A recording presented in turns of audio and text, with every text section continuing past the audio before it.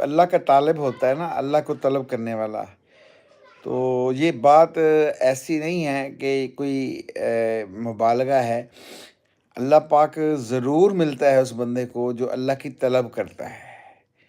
یہ کائنات کو اللہ نے بنایا ہے نا، تو اس میں جو ہمیں طلب ہے نا، ہماری طلب کے اوپر اللہ نے جو ساری کائنات کے اندر چیزیں بنائی ہیں، مخلوقات الہیہ بنائی ہے اپنی، تو ساری انسان کے لیے بنائی ہے، اپنے لیے نہیں بنائی۔ یہ سورج میرے لیے نکلتا ہے اور آپ کے لیے نکلتا ہے، یہ رات میرے اور آپ کے لیے نکلتی ہے، اور زمین سے پانی اللہ کے حکم اور ارادے سے میرے اور آپ کے لیے نکلتا ہے۔ تو ساری کائنات کو اللہ نے میرے اور آپ کے لیے بنایا ہے، میرے اور آپ کے لیے بنایا ہے، اور مجھے اور آپ کو اللہ نے اپنے لیے بنایا ہے۔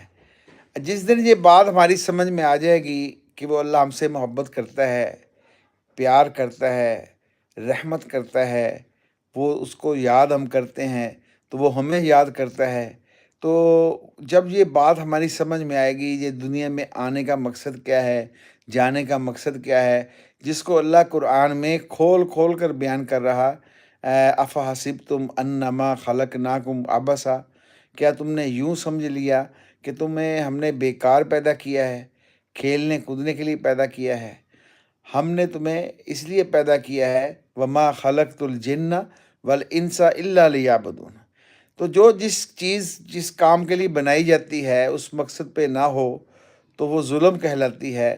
دیکھنے والا بھی اس کو ظلم کہتا ہے کہ بھئی یار یہ چیز تو اس کام کے لیے نہیں ہے، تو یہ کیا ظلم کر رہا ہے اس کے ساتھ۔